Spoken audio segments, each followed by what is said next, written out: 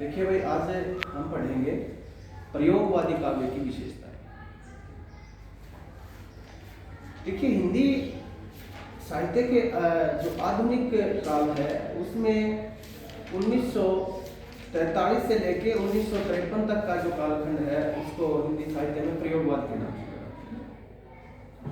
प्रयोगवाद, ये जो प्रयोगवाद शब्द है इसके जो जनक हैं वो आचार्य नंदुलारी वाजपेयी जी को माना गया है।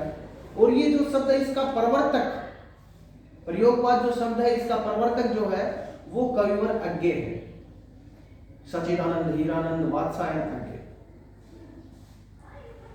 अज्ञे जी ने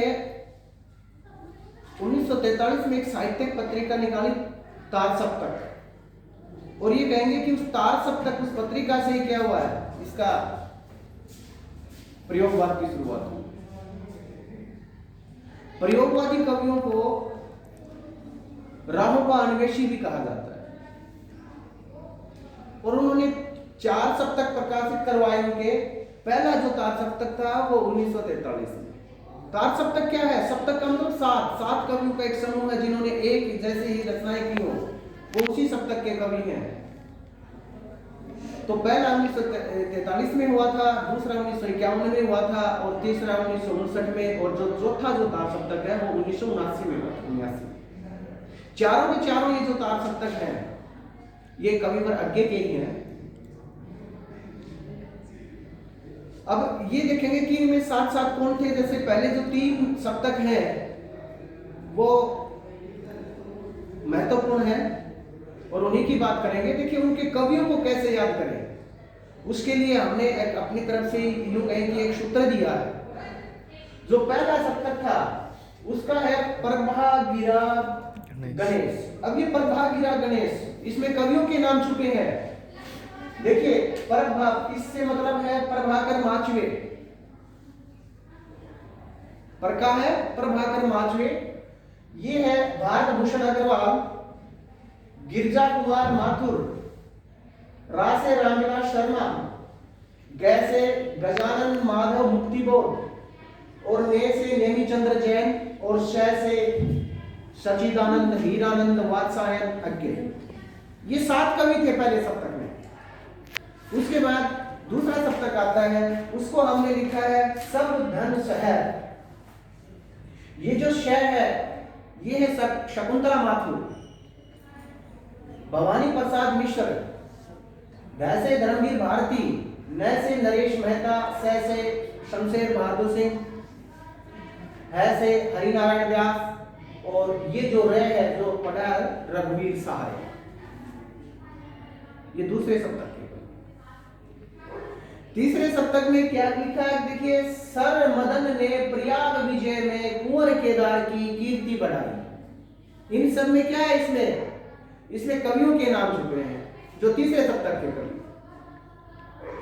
कौन है? ये है सर्वेश्वर दास सक्सेना, मदन वात्सायन, प्रयाग नारायण त्रिपाठी और विजय देव नारायण शाही। कुंवर से कुंवर नारायण, केदार से केदारनाथ सिंह, और अंत में बचा है कीर्ति, और इस कीर्ति से कीर्ति चौधरी। ये 7 कवि हैं। अब हम बात करेंगे कि प्रयोगवाद की विशेषताएं क्या है। तो विशेषताओं में सबसे पहली जो इनकी हम विशेषता है वो बात करेंगे कि अतिशय बौद्धिकता।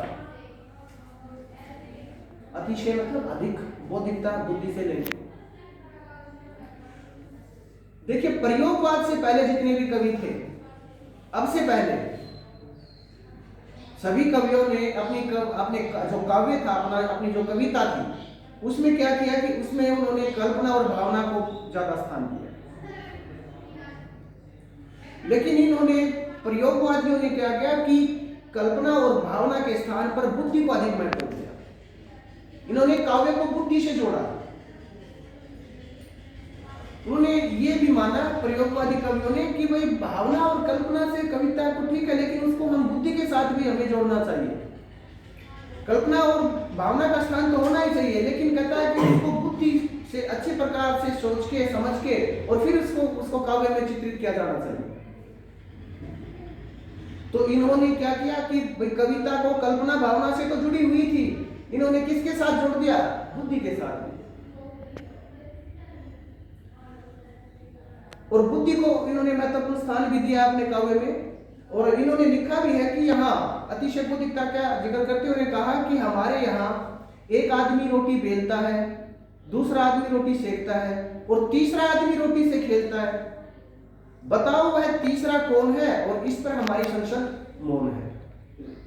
यह उन्होंने क्या किया? बुद्धि का ही प्रयोग किया है, न कोई कल्पना है। जो समाज में देखा हुआ वैसा इसमें लिख दिया, बुद्धि का प्रयोग। तो ये इनकी पहली विशेषता थी। दूसरी आती है इनकी क्षणवाद।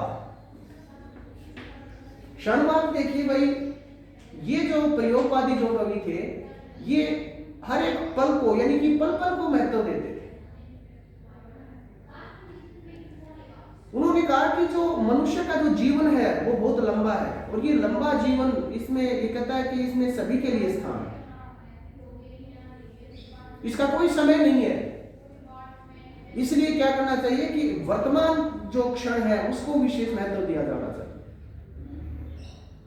लंबे नीरस और रुबाऊ जीवन के बजाय उन्होंने वर्तमान जो है, वर्तमान क्षण जो है उसको महत्वपूर्ण स्थान दिया।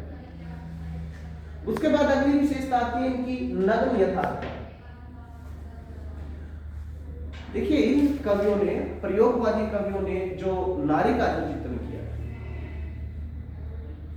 उसमें नग्नता है, उसमें अश्लीलता है। उन्होंने क्या किया कि भाई ये जो समाज की विसंगतियां थी, कुरीतियां थी, विषमताएं थी जो समाज में, राजनीति की कुटिल चाल थी, धर्म के जो पुरोहित थे उन पे तो व्यंग्य किया ही किया। और इन्होंने ये जो नारी का ही कहेंगे कि जो चित्रण किया है उसमें क्या किया कि उन्होंने अश्लीलता ज्यादा बरती।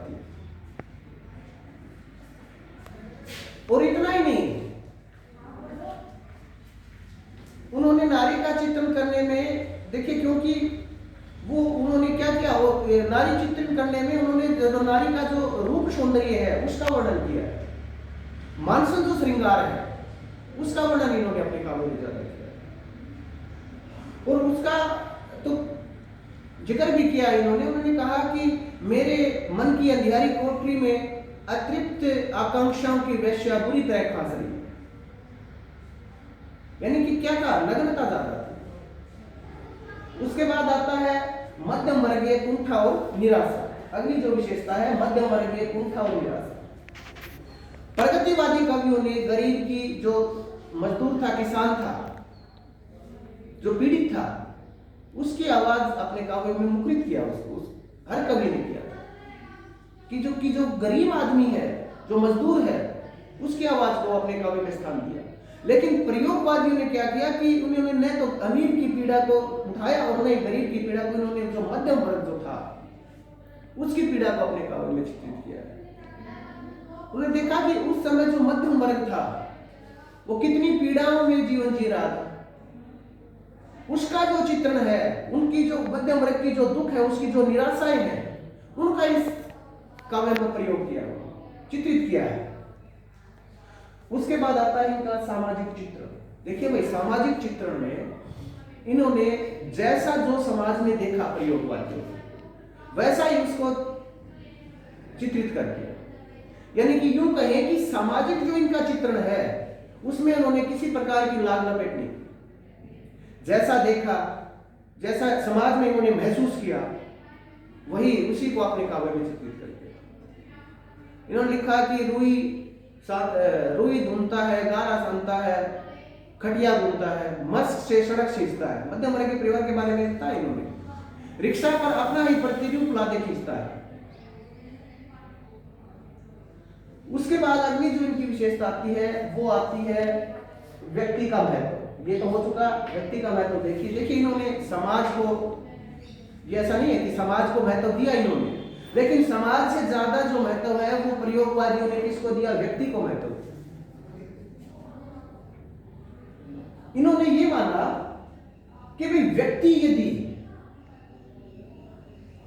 यदि खुश है, सुरक्षित है, व्यक्ति यदि सुधर जाएगा तो समाज अपने आप सुधर जाएगा। इसलिए इन्होंने समाज को तो महत्व दिया ही दिया, साथ साथ किसको दिया? व्यक्ति को भी दिया, कि व्यक्ति यदि ठीक हो जाएगा तो समाज अपने आप ठीक हो जाएगा। और इन्होंने एक ये व्यक्ति के महत्व को उजागर करते हुए कहा भी था कि हम अपने ख्याल को सनम समझे थे, अपने को ख्याल से कम समझे थे, रोना या समझना न था शमशेर, होना कहां था जो हम समझे थे। यानी कि समाज को नहीं, किसको विशेषताएं दी उसने? व्यक्ति को महत्व, व्यक्ति को ज्यादा महत्व दिया इन्होंने। उसके बाद अगला जो आता है इनका बधेश का चित्र। देखिए भाई, प्रयोगवादियों के लिए कोई भी विषय ऐसा नहीं था जो उन्होंने काव्य में नहीं उतारा। यहाँ बधेश का मतलब होता है भद्दा, जो काव्य के लिए वर्जित है। लेकिन इन्होंने प्रयोगवादियों ने बधेश का भी चित्रण किया, यानी कि जो विषय अब से पहले तक जो काव्य के लिए वर्जित थे उन विषयों को भी अपने काव्य में स्थान दिया। उन्होंने कहा कि प्रत्येक जो व्यक्ति है उसके जीवन में कुछ ना कुछ घृणित वस्तुएं हैं, वो जरूर मिलती हैं, उससे जुड़ी हुई होती है। इसलिए कोई भी विषय है वो काव्य से वर्जित नहीं हो सकता। तो इन्होंने बधेश का चित्र भी अपने काव्य में किया है। उसके बाद हम करेंगे प्रयोग का चित्र। देखिए भाई, प्रयोगवादी है, प्रयोग का चित्रण किया। इन्होंने अपने काव्य में नए नए प्रयोग किए, नई शैली, नई उपमान खोजे इन्होंने। क्योंकि जो अज्ञे जी थे वो विज्ञान के विद्यार्थी थे, और विज्ञान में जिस प्रकार नए नए प्रयोग किए जाते हैं उसी प्रकार जब उन्होंने साहित्य में कदम रखा तो यहां भी इन्होंने नए नए प्रयोग किए। इसलिए इन्होंने प्रयोग, क्योंकि इन्होंने देखिए यूं कहें कि जो इनकी जो उपमाएं है वो भी नहीं है, इनकी जो शैली है वो भी नहीं है, नए नए उपमान दिए इन्होंने।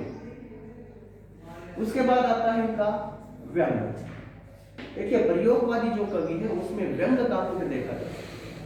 इन्होंने समाज की जो कुरीतियां थी, जो विषमताएं थी, जो विषमताएं थी, राजनीति की जो कुटिल चाल थी, धर्म के जो पुरोहित थे उनके प्रति करारा व्यंग किया। इन्होंने ये देखा कि भाई आज व्यक्ति की करनी और जो कथनी है उसमें धरती आसमान का फर्क है। जीवन का जो स्वार्थीपन था, जो खोखलापन था, उससे इन प्रयोगवादी ये जो कवि थे ना, इनमें यूं कहें कि एक प्रकार की चिढ़, खींच उत्पन्न हो जाती है। और व्यंग का यदि हम कहें तो उन्होंने एक व्यंग अज्ञे जी ने कहा भी है कि सांप, तुम सभ्य तो हुए नहीं होगे, नगर में बसना तुम्हें आया नहीं, एक बात पूछूं उत्तर दोगे कि कहां से तुम्हें शिखा डसना, कहां से विष पाया। तो इन्होंने क्या किया कि एक ये जो सभ्यता थी, जो नगरीय जो सभ्यता थी, उस पर करारा व्यंग किया। और उसके बाद प्रकृति चित्रण। देखिए भाई, इन्होंने अतिशय बौद्धिकता, क्षणवाद, नग्न यथार्थवाद, इन सब से इनका जब मन भर गया तो इन्होंने प्रकृति की ओर निहारा। और ये कहेंगे कि छायावाद के बाद प्रकृति का जो वर्णन था वो लगभग खत्म सा हो चुका था। लेकिन इन कवियों ने जैसा तैसा है प्रकृति का वर्णन किया है, और प्रकृति के जो दोनों रूप हैं उसका वर्णन भी उद्दीपन और आलम्बन दोनों रूपों में किया। लेकिन उतना नहीं जितना प्रयोग छायावादियों ने, जितनी सफलता प्रकृति चित्रण में छायावादियों की थी उतनी सफलता इनको नहीं मिली। लेकिन फिर भी इन्होंने प्रकृति चित्रण का कोशिश की। उन्होंने कहा कि चांदनी उजली की सुई में पिरोलो ताब, चांदनी को दिन समझकर बोलते हैं का। तो इस तरह से उन्होंने प्रकृति का चित्रण किया। और अंत में हम बात करेंगे इनके कलापक्ष। देखिए भाई, इन कवियों ने विषय की दृष्टि से तो विद्रोहात्मक दृष्टिकोण जरूर अपनाया था, क्योंकि इनके विषय अलग थे। लेकिन भाषा की दृष्टि से जो इनका दृष्टिकोण था ना, वो यूं कहेंगे एक तरह से मौलिक था, उसमें मौलिकता थी। इन्होंने संस्कृत के शब्दों का भी, तत्सम शब्दों का भी प्रयोग किया।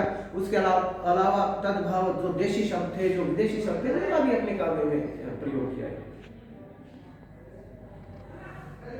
और उसी तरह कहे कि इन्होंने नई शैली को, नए नए उपमानों का प्रयोग किया। और नई जो देखिए ये जो शब्द निर्माण जो करते थे, व्याकरणीय नियमों का इन्होंने व्याकरण के नियमों को नहीं माना, उन्होंने अपने ढंग से अपने तरीके से शब्दों का निर्माण किया। शब्दों को तोड़ने मरोड़ने में ये सहज थे। उसके बाद जो मुहावरे हैं, जो लोग हैं, उनका भी काफी प्रयोग